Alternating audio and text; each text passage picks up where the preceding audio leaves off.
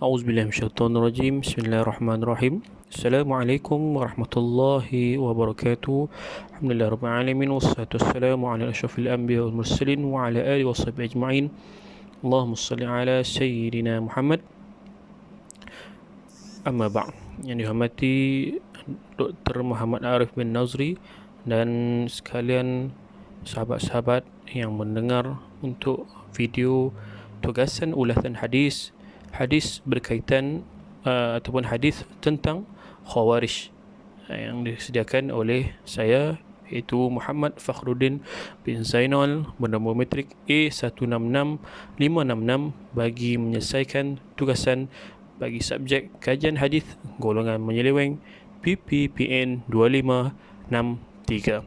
InsyaAllah kita akan pergi satu persatu slide dari permulaan hadis tentang Khawarij dan apa-apa perkara yang berkaitan dengannya. Baiklah, mari kita lihat hadis perbincangan berkaitan Khawarij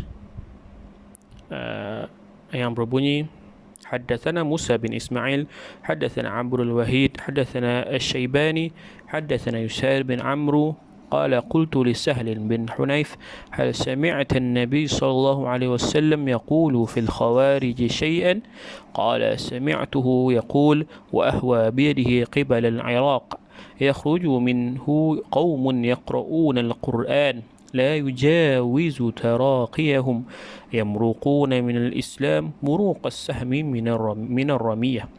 Maksudnya, ini ringkasannya, Yusay bin Amru mengatakan, aku bertanya kepada Sahal bin Hunayf, apakah engkau mendengar Nabi SAW bersabda tentang Khawarij?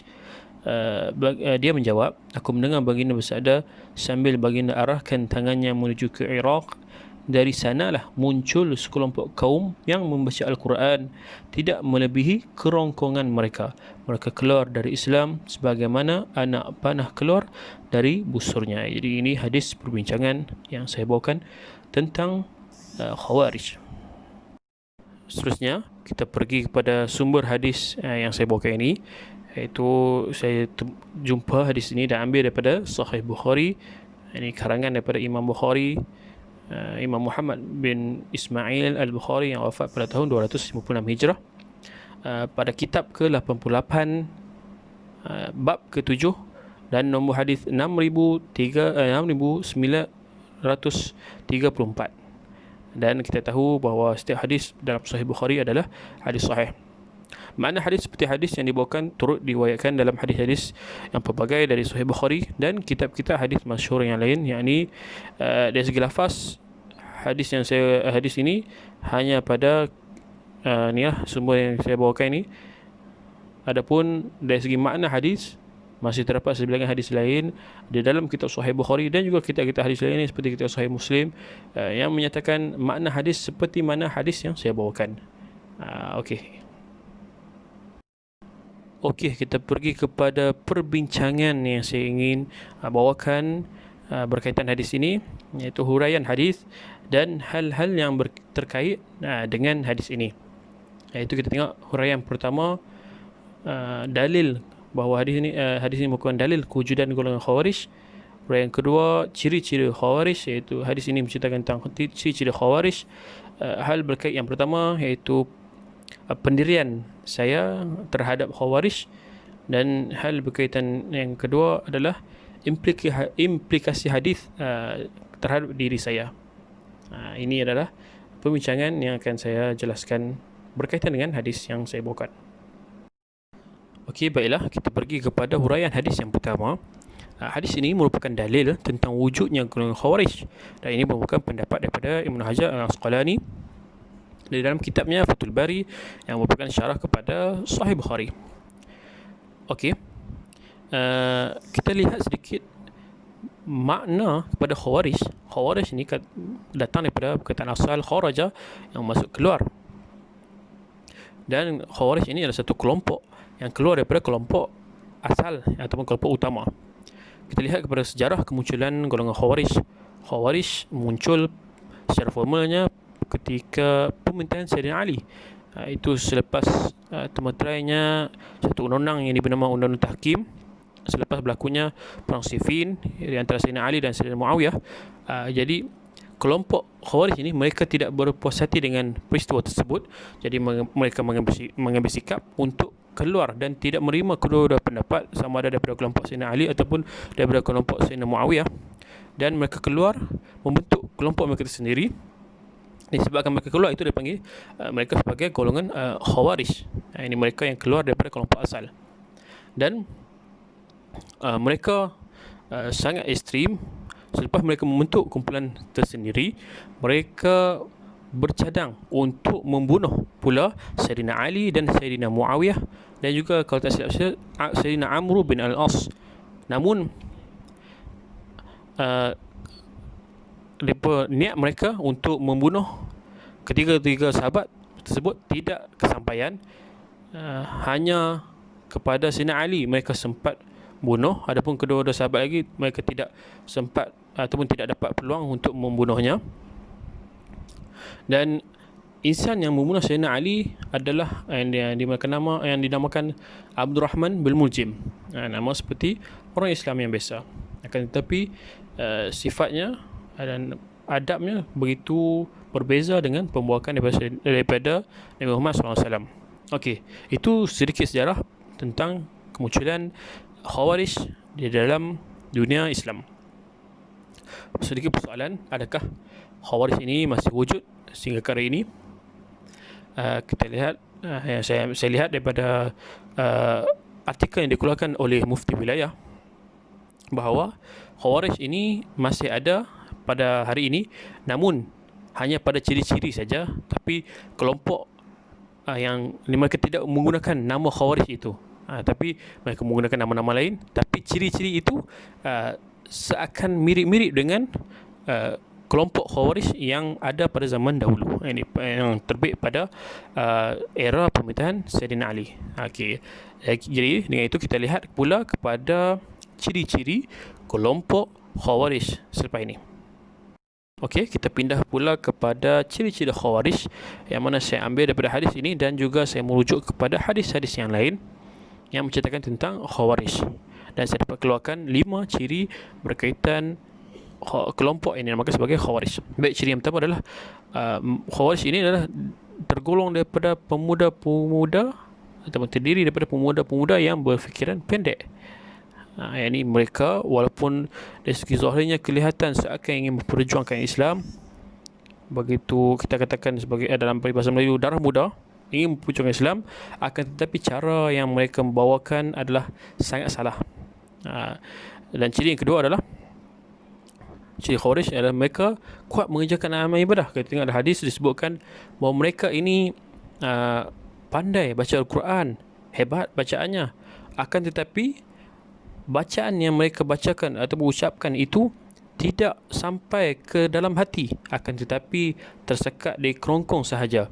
Ini mereka tidak menghayati bacaan ayat Al-Quran yang mereka bacakan, sekalipun mereka daripada golongan kelompok Arab, bangsa Arab kan. Tapi sayangnya mereka tidak memahami ataupun mengamalkan Al-Quran yang mereka bacakan dalam kehidupan, akan tetapi hanya sekadar bacaan, tidak ke dalam hati, yang memberi kesan kepada hati mereka untuk menjadi seorang Muslim yang baik atau yang berakhlak baik. Seterusnya, yang ketiga, ciri mereka adalah mereka keluar daripada kelompok Islam seperti anak panah yang lepas dari busur. Kita tengok ada contoh tadi, yang mana apabila Istimewa Tahkim cepat sangat mereka keluar daripada kelompok Islam dan mereka membinakan satu idea ataupun satu kelompok yang tersendiri dengan pembawakan yang tersendiri, tidak mengikut apa ajaran daripada baginda Nabi Muhammad SAW dan juga dalil Al-Quran, akan tetapi hanya berpandukan kepada akal mereka semata-mata. Okey, dan ciri mereka yang keempat adalah mereka mudah mengkafirkan umat Islam yang tidak berfahaman dengan mereka.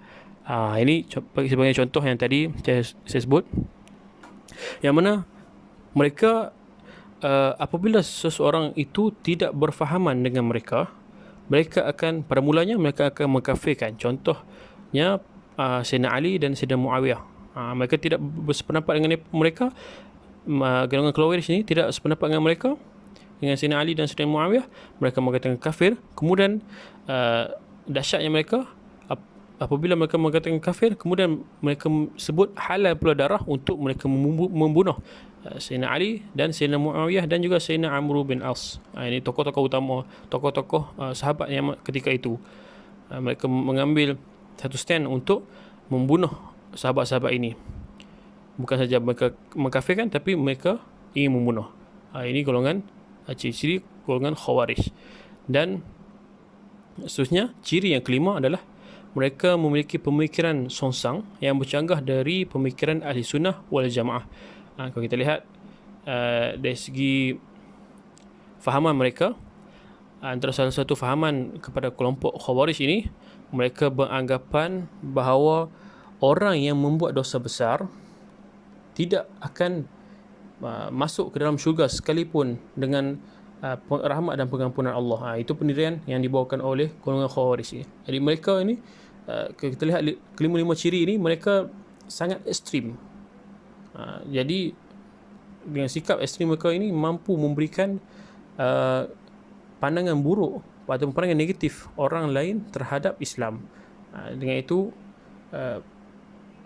kelompok Khawarij ini tidak patut untuk kita sertai, dan pemikiran mereka walaupun kelihatan seakan-akan mengikut Al-Quran dan Sunnah, tetapi tidak, kerana kita lihat adab mereka begitu tidak menonjolkan adab yang seperti mana telah ditunjukkan oleh baginda Nabi Muhammad SAW. Inilah ciri-ciri kepada kelompok Khawarij yang dapat saya lakukan daripada hadis ini dan hadis-hadis yang saya jumpa yang lain. Baik, seterusnya kita pergi pada pendirian terhadap Khawarij. Untuk itu saya bawakan pendirian Sayyidina Ali terhadap Khawarij. Satu kisah, ada seorang sahabat bertanya kepada Sayyidina Ali, adakah Khawarij ini tergolong dalam golongan orang kafir? Dan Sayyidina Ali kata tidak, malah mereka jauh daripada dikategorikan sebagai orang kafir. Kemudian sahabat itu bertanya lagi, adakah Khawarij ini tergolong dalam golongan orang munafik? Kemudian Sayyidina Ali jawab, tidak juga, kerana golongan Khawarij ini mereka amal ibadatnya kuat, akan tetapi golongan munafik amal ibadahnya sikit. Hanya ketika mana berada di hadapan orang mereka beramal, tetapi apabila sendirian mereka tidak beramal. Berbeza dengan golongan Khawarij ini yang mereka kuat amalan. Kita tengok ada hadis tadi, mereka membaca Al-Quran, malah bacaan mereka itu bacaan yang baik, bacaan yang fasih dan sebagainya. Akan tetapi mereka tidak membaca Al-Quran itu dan menghayati Al-Quran itu sehingga sampai ke hati. Okey.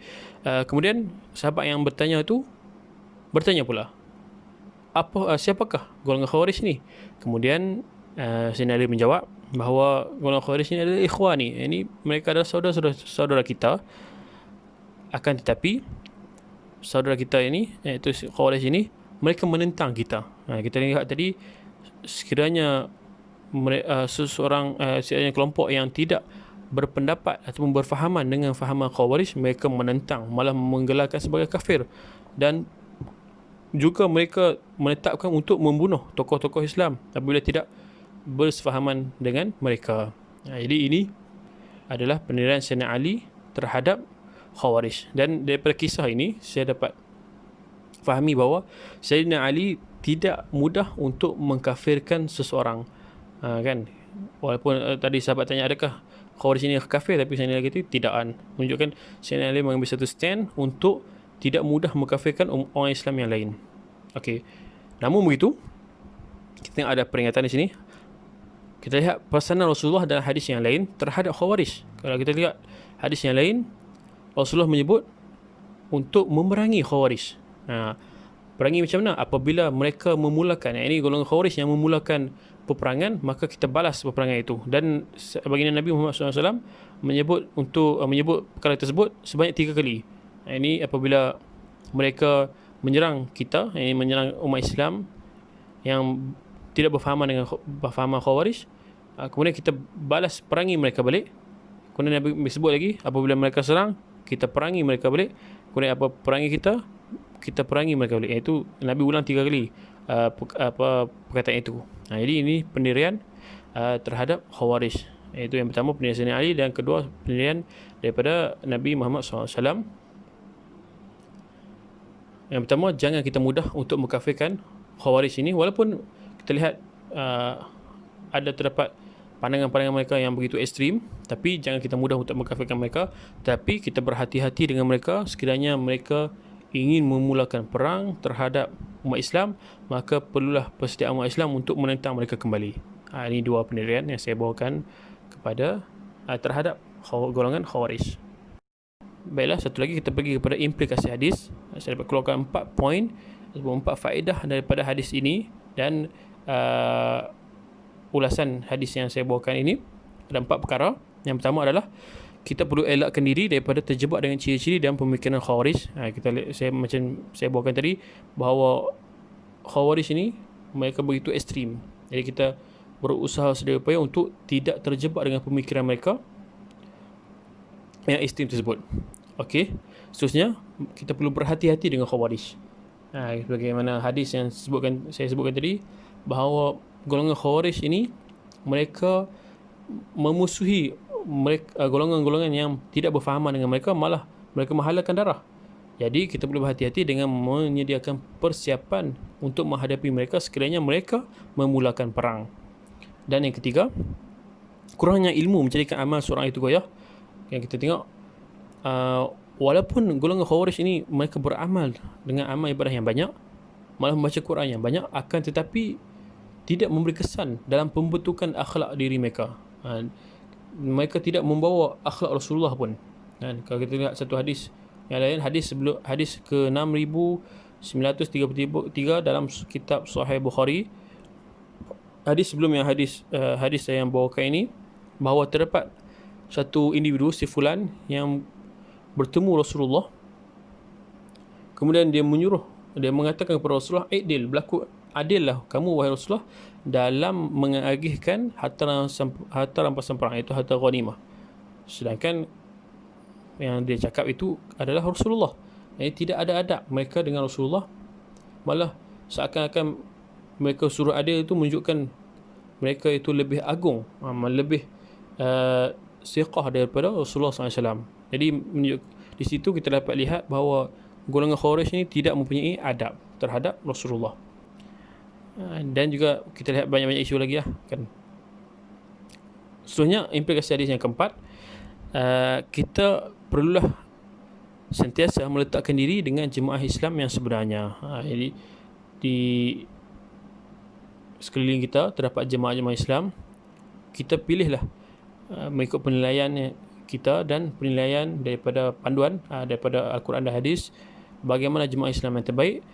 Kita sertai, alaikum bil jamaah, kita sertai dengan jemaah itu supaya kita tidak mudah didoktrinkan dengan pemikiran-pemikiran yang menyeleweng, sebagai contoh golongan Khawarij ini. Okey, inilah implikasi hadis yang dapat saya keluarkan daripada hadis ini.